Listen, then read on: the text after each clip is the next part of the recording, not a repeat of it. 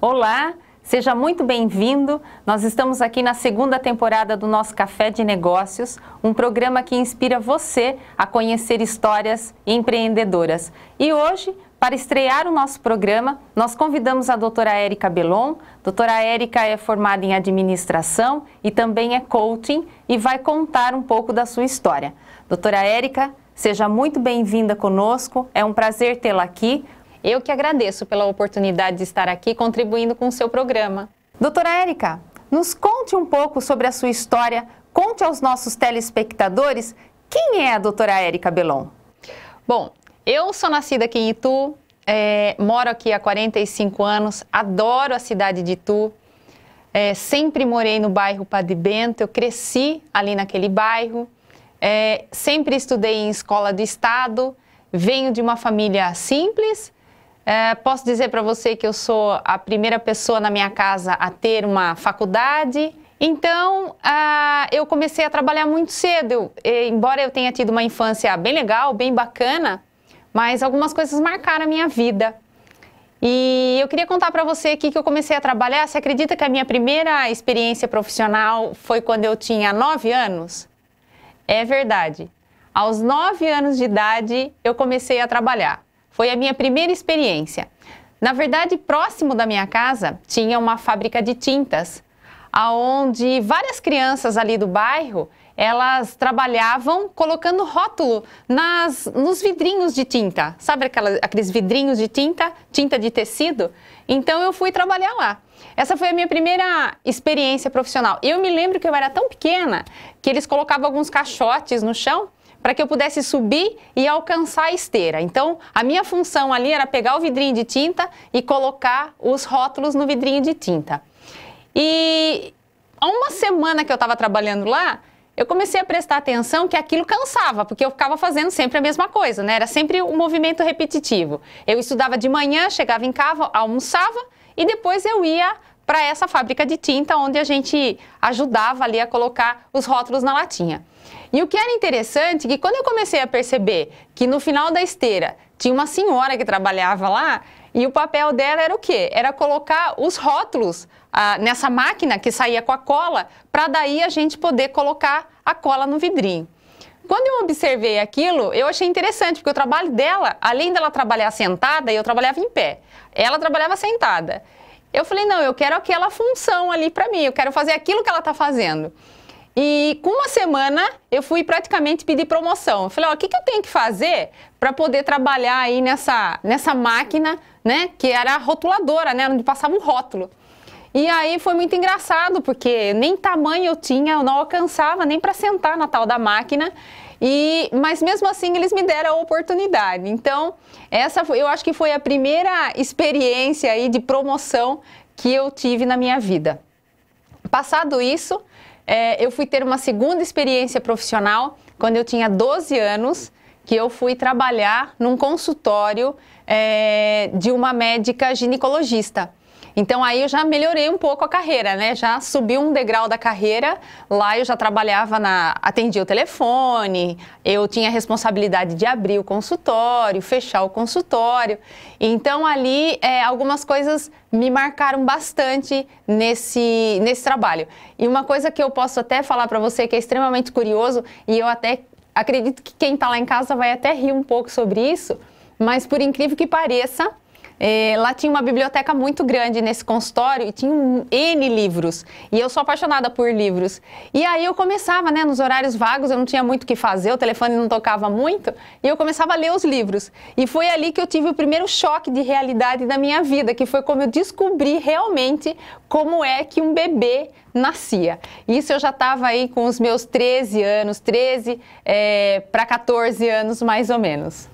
Além de você descobrir, então, como é que um bebê nasce, o que mais chamou a sua atenção nesse trabalho? O que mais você aprendeu lá? Olha, o que mais me marcou lá, o que mais me chama a atenção, o que mais eu tenho isso muito fresco na minha memória, eu acredito que seja a biblioteca. lá tinha uma gama de livros da área de medicina e eu ficava encantada com aquilo, porque eu não tinha acesso àquilo, né? Como eu falei para você, eu sempre estudei em escola do Estado. E na escola do Estado, infelizmente, a gente não tem tanto estímulo como deveria ter para estudar, para frequentar bibliotecas. Inclusive, o ano passado eu tive a oportunidade de conhecer a biblioteca da Universidade de Coimbra. Foi uma das experiências mais incríveis da minha vida. Eu sou apaixonada por livros, eu sou apaixonada por biblioteca. E olha, falando sobre isso, eu queria contar uma história para você ver o quanto um professor, ele impacta na vida de um aluno. Eu falei para você que eu venho de uma escola pública, né? Estudei sempre numa escola pública e eu tinha uma professora, que era uma professora da área de ciências. E ela dava aula para mim, tanto na escola pública, onde eu frequentava, e ela dava aula aqui em Itu, numa escola particular. Só que existia uma diferença do aprendizado.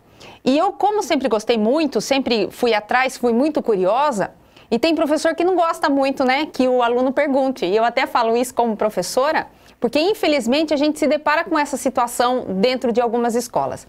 E essa minha professora de ciências, ela me marcou muito, de uma forma infelizmente não tão positiva assim, porque ela dizia assim para nós que éramos alunos, que nós não íamos ser nada, porque a gente era de escola pública, a gente não ia conseguir ser nada na vida, mas que quem conseguiria ser eram os alunos de tal escola, porque era onde ela dava aula, que era uma escola particular, né, muito conhecida, enfim. E eu fiquei muito com aquilo na cabeça. E eu sempre quis estudar. Se você falasse para mim o que eu queria ser médica. Eu queria entrar realmente na área da medicina, que é uma coisa que eu gosto de paixão. Mas a gente vai crescendo ouvindo isso, né? Realmente você não vai ser nada. E quando eu entrei nesse consultório para trabalhar aqui, eu me deparei com aqueles livros, né? Com aquela coisa maravilhosa que era a área da medicina, eu ficava encantada com tudo aquilo. Então eu até estou relembrando essa história, porque eu sou professora hoje, então eu trabalho, né, o tempo inteiro eu estou não só, né, dei aula para adolescente, mas hoje eu tenho a possibilidade de trabalhar na faculdade e eu falo isso todos os dias para os meus alunos. Não existe nada nesse mundo que possa parar você. Se eu soubesse naquela época que hoje eu conseguiria chegar onde eu cheguei, que você conseguir chegar, por exemplo, num cargo, né, atingir um doutorado, que não é fácil você fazer um doutorado, não é fácil você chegar no nível de pós-doc, com certeza eu teria investido talvez na área da medicina, mas foram situações que marcaram muito a minha vida, essa possibilidade de ter contato com esses livros, enfim. Então quer dizer que foram esses livros que te levaram à faculdade. Aliás, foram esses livros que foram responsáveis por toda a sua trajetória acadêmica. Nos conte um pouco sobre essa sua trajetória acadêmica. Eu diria para você que eu tive assim uma trajetória incrível acadêmica. Posso dizer que sim, que esses livros me levaram para a faculdade. Como eu falei para você, eu vim de uma família simples, então nós não tínhamos todos os recursos que a gente precisava e queria ter. Eu me lembro, antigamente existia uma coleção chamada Barça, né, que é o famoso Google hoje. E minha tia tinha a Barça. Então, todas as vezes que a gente precisava estudar, a gente ia lá correr para copiar tudo que tinha para copiar na Barça e voltar. E eu tinha uma carteirinha, eu frequentava demais a biblioteca aqui em Itu, eu tinha até carteirinha da biblioteca, eu ia direto pegar livro, eu sempre gostei muito de ler. E eu acho que isso também foi algo que me impulsionou a chegar onde eu cheguei. Mas falando um pouco da minha trajetória, eu nunca tive uma vida tão fácil, eu nunca ganhei nada. Para eu poder fazer a faculdade, eu tive que batalhar demais, ralar muito, eu trabalhei muito. Para você ter uma ideia, quando eu entrei na faculdade, o meu salário era R$450. Eu gosto até de falar isso, porque eu acho que isso são histórias que inspiram outras pessoas, sabe? E eu ganhava R$400 e 450. E a mensalidade era 500, ou eu ganhava 400 e a mensalidade era 450. Era mais ou menos assim. Eu só sei que eu ganhava menos do que eu podia pagar na faculdade. Era um sacrifício enorme. Eu pegava o meu olerite e entregava ele inteirinho na faculdade. Mas eu sempre tive muito claro na minha cabeça onde eu queria chegar, o que eu queria fazer da minha vida.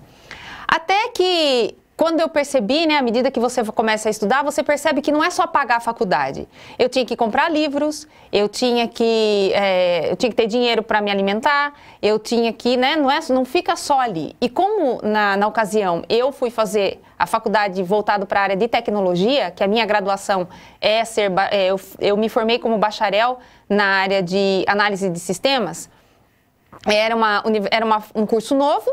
Um curso que eu posso dizer para você que era extremamente masculino naquela época, eram poucas alunas, né, meninas que faziam esse curso. Então a gente enfrentava um desafio muito grande, porque ganhava-se muito pouco e pagava-se muito. Na minha época não tinha o ProUni, não tinham essas bolsas, então o que a gente tinha era aquilo. E por ser um curso voltado para a área de tecnologia, os nossos professores nem todos eram realmente professores, né? Eram técnicos que iam dar aula, então não tinham didática, não tinham esse feeling necessário que um professor precisa ter, que o papel do professor é transformar a vida das pessoas. E chegou um dia que eu não tinha computador, várias pessoas da sala não tinham computador e nós tínhamos uma prova. E aí eu precisava estudar para a prova. E o único horário que eu tinha para estudar para essa prova, como eu trabalhava de dia e estudava à noite, tinha que ser aos sábados. E para estudar, eu precisava de computador. Então, era mais um empecilho, porque ou eu pagava a faculdade ou eu comprava o computador. E aí eu fui conversar com o meu professor, né? E esse meu professor, eu cheguei para ele e falei, olha, professor, eu tô com uma dificuldade enorme, tem a prova e eu não consigo estudar porque precisa do computador. O nosso curso era extremamente técnico, né? Então, eram linguagens de programação naquela época, eu tô falando aqui de 1995, 96, que foi quando eu fiz a faculdade. E aí eu fui falar com o tal do professor. E aí, você não acredita o que ele me respondeu. Ele olhou bem para mim e falou assim para mim, você não tem computador? Eu falei, não. Ele falou assim para mim, bom, pobre não faz faculdade. Compre uma máquina de costura que é mais barato. Quando ele falou aquilo para mim, naquela época, eu tinha o quê? 20 anos naquela época. Eu estudava aqui no Patrocínio, estudei aqui, a quem eu devo muita coisa para o Patrocínio hoje, para o colégio, aqui a Centro Universitário Nossa Senhora do Patrocínio. O que eu sou hoje, eu devo muito aí, tudo começou aí. E aí, o que eu fiz? Quando ele me falou aquilo, eu me lembro que eu sentei na escada, chorei pra caramba ali. Nossa, aí até um diretor nosso estava descendo, ele falou assim para mim, ô menina, você tá com algum problema na sua família? Eu falei, não, tá tudo certo. Aí eu peguei e desci no plantão de atendimento. Naquela época, eu falei, bom, eu acho que esse professor tá certo, ele tem razão mesmo, né? Pobre não faz faculdade, eu acho que eu vou largar a mão disso mesmo, porque mal tem dinheiro para pagar a mensalidade, quanto mais para pagar, para comprar um computador. E aquilo me machucou muito, porque a minha mãe é costureira, né? Então, eu até fico assim, emocionada quando eu toco nesse assunto, porque foram assim, degraus que eu fui subindo com muito sacrifício. Às vezes as pessoas olham e elas falam, nossa, você teve sorte. Não tive sorte. Foi muito trabalho.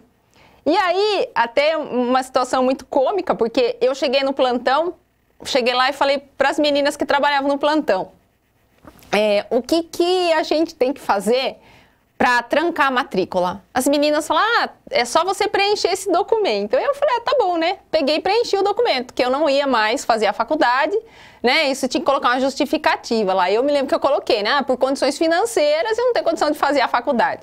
Aí eu fiz o papel, entreguei para ela, ela falou, bom, agora você tem que passar ali na tesouraria. Eu falei, mas para quê? Ela falou, não, porque para trancar a matrícula você tem que pagar a mensalidade. Eu falei, putz, então eu vou ter que destrancar, porque eu não tenho dinheiro nem para pagar a mensalidade, quanto mais para trancar a faculdade. Aí, naquele mesmo momento, desfiz ali o que eu estava tentando trancar e falei, e agora, né? O que eu vou fazer? Vou desistir, eu não tenho dinheiro, né? E eu não sei como que essa história acabou chegando na diretora da universidade, que eu até, assim, aproveito aqui a oportunidade que você está me dando, e eu quero fazer um agradecimento em público aqui, que é para a professora Maria Ângela Mangion Elias, que foi a diretora da faculdade. Quando ela soube que eu ia trancar a faculdade, ela pediu para falar comigo, porque eu tinha boas notas. E ela me chamou e me perguntou, olha, eu soube que você ia trancar o curso. Por quê? Eu falei, professora, porque eu não tenho dinheiro para pagar, eu não tenho condições de pagar. Mostrei para ela o meu olerite, eu ganho tanto e pago tanto, né? Ela falou, então nós vamos fazer um trato aqui. Eu vou dividir para você, a minha dívida ficou acumulada na faculdade, mas eu vou fazer para você, você paga metade da mensalidade, né? E a outra metade a gente vai deixando aí num banco, depois que você terminar a faculdade, aí você vai me pagando. Só que você vai fazer um trato comigo. Você não pode tirar nota menos do que 8,5. Eu falei, tá bom. Então foi esse o acordo que eu fiz com a professora Maria Ângela. E aí foi que eu consegui me formar. Então, esses são os anjos que aparecem na nossa vida. Eu me formei e paguei a faculdade certinha. Que história incrível! E em relação a esse professor, né, que eu comentei com você agora, que falou da máquina de costura, eu me formei e comecei a dar aula de informática. E eu dava aula numa escola que atendia crianças especiais, que eram crianças que usavam alguns softwares da nossa área para desenvolver as habilidades motoras, alfabetização, enfim. E eu estava dando aula nessa escola, a dona da escola me chamou e falou, Érica, tem um casal aí fora que gostaria de dar um presente para você, porque você vem atendendo esse aluno, né, que era um menino de mais ou menos uns 8 anos, mais ou menos, e eu consegui alfabetizá-lo usando a informática como ferramenta. Érica, tá aí, esse casal que quer te dar um presente de agradecimento pelo desenvolvimento do filho deles, foi um desenvolvimento bastante considerável, enfim. Eu falei, tá bom. Não há de ver que quando eu saio lá fora para receber o tal do presente, era o meu professor que mandou eu comprar a tal da máquina de costura, né? Por isso que eu falo. Então, às vezes, a gente mata um talento dentro de uma sala de aula sem saber o que aquele talento pode nos oferecer. Então, eu sempre tive uma trajetória assim, nada do que chegou até mim chegou de uma maneira fácil, tranquila. Não foi dessa forma. Eu sempre tive que trabalhar muito, que ralar muito para chegar onde eu cheguei. Mas eu agradeço tudo que eu tenho, eu acho que isso é um compromisso que eu tenho, sabe? Agradeço, reconheço essas pessoas que me ajudaram. Uma outra ocasião também, mesma história, a gente tinha que entregar os trabalhos e aconteceu tudo mais ou menos na mesma época, nós tínhamos que entregar um trabalho e eu fazia o trabalho com uma moça da cidade de São Roque, até o nome dela é Érica também, ela era minha colega de classe e a gente pagou para um rapaz fazer esse nosso trabalho, que tinha que digitar o trabalho. Quando eu cheguei em São Roque, tinha acontecido um problema com o rapaz não fez o nosso trabalho e nós tínhamos que entregar, senão a gente ia ficar de DP. E aí ficou aquela história, o que nós vamos fazer, né? Ela falou, olha, aqui do lado mora um empresário. Eu não conheço ele, mas você tem coragem de bater na casa dele e pedir para usar o computador dele? E aí eu falei, olha, se a gente não fizer isso, nós vamos ficar de DP. E nós fizemos isso. E nós batemos na casa do empresário, com o trabalho na mão, explicamos para ele a nossa situação. E esse empresário abriu a porta da casa dele e falou para nós, olha, pode usar o computador, o quanto vocês quiserem. Eu me lembro que ele estava saindo de viagem, o portão da casa dele era aqueles portões eletrônicos. Ele falou, olha, eu vou fazer o seguinte, eu vou levar a chave, quando você sair, você bate o portão. E eu me lembro que a gente saiu daqui de manhã, era tudo muito sacrifício, né? Não tinha nem lanche, não tinha almoçado, não tinha levado nada. E esse rapaz foi na padaria, comprou pra gente pão, leite e deixou uma mesa pra gente tomar café e se alimentar, e nós conseguimos fazer esse trabalho.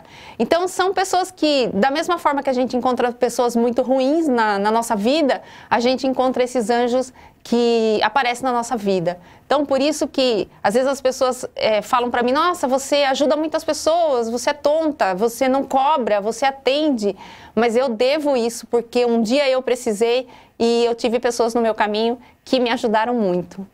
É mais ou menos isso. E aí eu terminei a graduação, depois eu fiz 7 pós-graduações, eu tenho diversas pós-graduações na área que eu decidi atuar, então eu tenho pós-graduações tanto na área de gestão de negócios, gestão de pessoas, psicologia.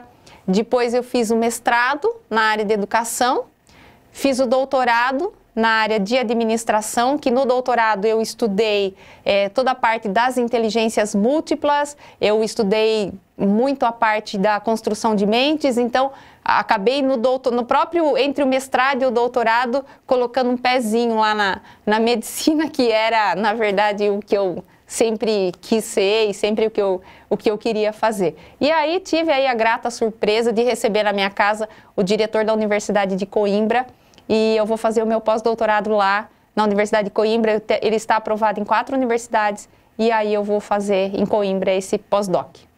Então é isso, foi mais ou menos assim a minha trajetória acadêmica. Vamos agora para um breve intervalo e voltamos já já com a entrevistada de hoje, a doutora Érica Bellon.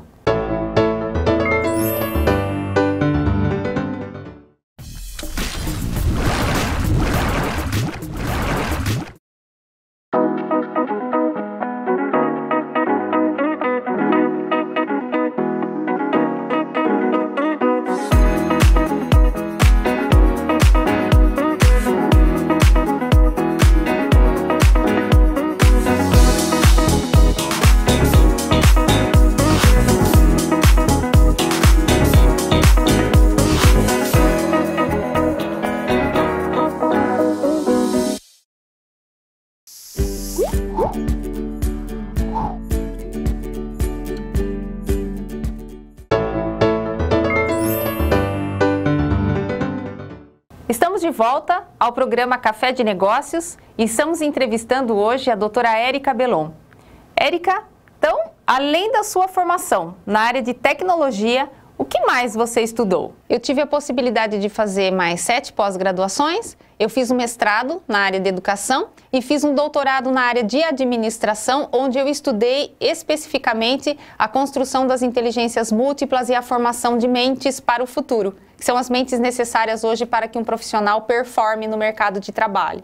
Considerando que o seu doutorado é na área de administração, como é que você chegou nos estudos da neurociência?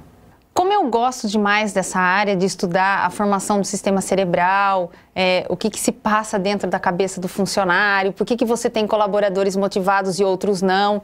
Então isso me levou a estudar um pouco os braços, aí, os aportes da neurociência e de que forma isso pode nos ajudar na área da administração. Existe uma área da administração chamada neurobusiness, que é neuronegócios. Então eu me deparei com esse tema durante os meus estudos e foi aonde eu fui me aprofundar um pouco mais para entender sobre neuromarketing, neuroliderança e como é que se forma toda essa construção do conhecimento usando a neurociência como um aporte teórico. Inclusive, eu acabei estudando uma área da teologia, onde, inclusive, eu ministro várias palestras nesse âmbito. O que acontece no sistema cerebral no momento da oração? Então, foi desta forma que eu acabei conhecendo aí a neurociência e estudei a neurociência. Nos mate aqui uma curiosidade. Ouvindo toda essa sua trajetória acadêmica, o que te fez sair da CLT e se tornar uma empresária? Uau, essa pergunta é uma pergunta bem interessante. Olha, eu diria para você que às vezes, né, é comum você ouvir, foram portas que se abriram e me levaram ao empreendedorismo. Eu vou responder para você de forma inversa. Foram as portas que se fecharam. Sempre, em todos os lugares que eu trabalhei, eu sempre tive essa possibilidade de subir rapidamente, de me destacar rapidamente. E a gente sabe que quando isso acontece dentro de algumas empresas, você acaba não agradando todo mundo, principalmente se você aí é liderado por gestores que não estão tão bem preparados assim. Parece que é meio cultural aqui no Brasil, né? Quando você tem um colaborador que ele se destaca na equipe, o gestor, ao invés de aproveitar esse talento, por medo, ele corta esse talento. Então, eu encontrei também com esses caras aí no meio do caminho, em algumas empresas que eu trabalhei, e eu acho que a vaidade das pessoas em relação a isso mesmo, a fechar essas portas, foi o que foi um divisor de águas para que eu pudesse realmente iniciar aí a minha carreira como empreendedora. Então, eu tive experiência numa empresa que eu trabalhei de tecnologia, onde surgiu um cargo, por exemplo, de consultoria, e eu escutei do meu diretor, não dá para eu te colocar como consultora porque você é mulher. Então, não dá para você seguir carreira dessa forma. E eu sempre olhei para mim e falei, não, eu posso mais. Porque eu sempre tive isso muito claro na minha cabeça. A minha mãe sempre falou, você pode ser aquilo que você quiser ser. E eu sempre tive isso muito claro, não existe nada que possa parar você. Não tem nada, nem ninguém que possa parar você. O limite está dentro da nossa cabeça. Principalmente quando eu fui estudar a parte das inteligências múltiplas, a formação das mentes aí de profissionais de alta performance, isso fica muito claro. O seu limite está dentro da sua cabeça. É ele que te limita, é ele que faz com que você pare, que faz com que você bloqueie a sua carreira, que faz com que você não performe. Então, quando eu me deparava com situações como essa, eu me questionava, eu falava, não, eu não posso dar ao outro a legalidade de tomar conta da minha carreira. Então, quando eu cheguei no meu limite, eu trabalhei em várias empresas e quando eu cheguei ali no meu limite, num cargo de gestão, que eu me deparei com profissionais deste porte, eu falei, não sou eu que não sirvo para a empresa, é a empresa que não serve para mim. E a partir dali, eu resolvi tomar a decisão e fazer realmente a minha carreira solo e acreditar na minha performance, porque eu tenho uma coisa muito clara na minha cabeça. Quando você não tem coragem de viver o seu próprio sonho, você vai ser pago por alguém para viver o sonho dele. E eu acho que a gente vem nesse mundo aqui para fazer muito mais do que simplesmente acordar de manhã, bater cartão, ir lá trabalhar, voltar e ficar esperando ansiosamente pela sexta-feira. Eu acredito que não. Como eu amo o que eu faço, sou apaixonada pelo que eu faço, isso foi o que me impulsionou a crescer na carreira, a ir buscar realmente cada vez mais. E eu ter ingressado nessa área, principalmente do treinamento corporativo, é para falar realmente para as pessoas e para profissionais de alto desempenho que encorajem-se, sabe? Se você hoje encontra dentro de uma empresa onde você não vê perspectiva de crescimento, vá se aprimorar, construa a ponte e saia daí. Nós não somos uma árvore, você não precisa ficar trabalhando num local onde você não gosta. Aliás, você tem que trabalhar numa empresa onde você é celebrado e não tolerado. Essa é a essência do negócio. São perguntas que você tem que fazer para você. Onde você trabalha? Você trabalha no local que as pessoas te celebram ou te toleram? A equipe com quem você trabalha são pessoas que só reclamam ou são pessoas que te botam para cima? São pessoas que contribuem com o seu desenvolvimento. Hoje o meu trabalho é um trabalho muito mais de conscientização para essas pessoas e dizer para elas, você não é uma árvore, você pode sair daí, você pode crescer, você pode ser o que você quiser ser. Você não precisa ficar trabalhando numa empresa onde as coisas não acontecem, onde você não desenvolve. Então, foi um divisor de águas para mim realmente, quando eu percebi que eu poderia realmente ser aquilo que eu quisesse ser. E não me arrependo, faria tudo de novo e agradeço. Agradeço todas as portas que se fecharam, porque se elas não tivessem fechado, a grande chance de eu continuar estar sentada atrás de uma mesa ali e fazendo o que eu não gostava. Então, eu acho que essa é uma das características, talvez até forte, que eu tenha, de acreditar, ir lá e fazer acontecer, e depois a gente vê aí como é que a gente resolve. Mas eu acho que isso já é mesmo uma questão aí do empreendedorismo aí um pouco na veia, né? De ir lá e fazer as coisas acontecerem. Doutora Érica, nos conte como é que surgiu a Escola de Carreiras. A Escola de Carreiras, ela nasce de uma concretização de um sonho.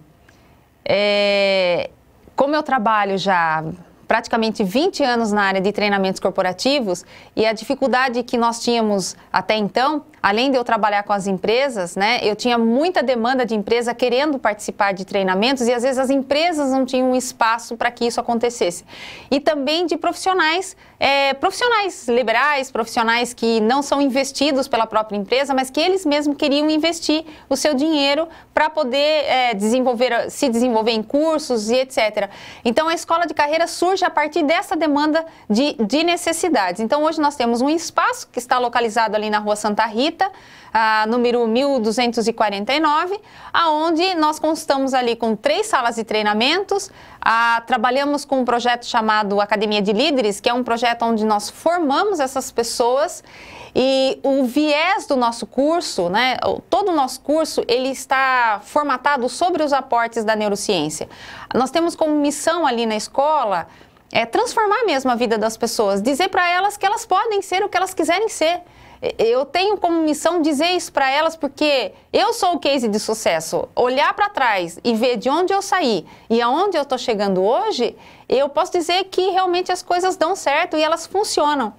A escola de carreiras, então, ela nasce dessa possibilidade de ajudar as pessoas a serem realmente o que elas quiserem ser. Então, ali nós trabalhamos não só com o desenvolvimento delas, mas nós temos também uma agência de empregos, onde nós podemos colocar essas pessoas novamente no mercado de trabalho, podemos ajudá-las não só tecnicamente, mas também ajudá-las a desenvolver suas habilidades sociais e afins. Qual que é o seu parâmetro de qualidade nos seus trabalhos?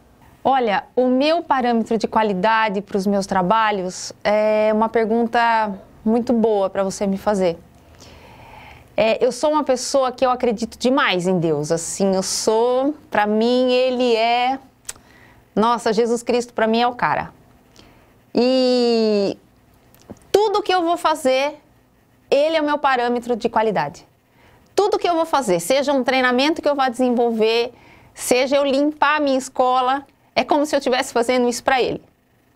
Então, eu acho que quando a gente tem um parâmetro de qualidade alto, não tem crise, não tem pessoas que queiram te derrubar. Então, Ele é o meu parâmetro de qualidade. Érica, você pode nos deixar 3 dicas para quem está nos assistindo lá em casa? Olha, eu vou te deixar 3 dicas que são as dicas que eu uso na minha vida. Dizer para você que você pode ser o que você quiser ser. Ninguém pode parar você. A segunda dica, ela está no livro A Maestria, do autor George Leonard. Esse autor, ele fala muito de alta performance. E ele cita ali no livro questões do tipo que para você conseguir o ápice da sua performance, você precisa pelo menos treinar de 10.000 a 12.000 horas. Isso significa você treinar de 10 a 12 anos, se você quiser ser realmente um profissional de alto desempenho. E a terceira dica, na verdade não vai ser uma dica, vai ser uma pergunta. Qual é a sua missão de vida? O que você quer para você? O dia que você descobrir isso, não tem ninguém que possa parar você. Érica, muito obrigada por você ter nos dado essa entrevista, por ter compartilhado conosco toda essa história. Eu tenho certeza de que ela vai inspirar muitas pessoas. E você, telespectador, muito obrigado por ter ficado conosco e eu te espero no próximo programa com mais histórias inspiradoras. Até lá!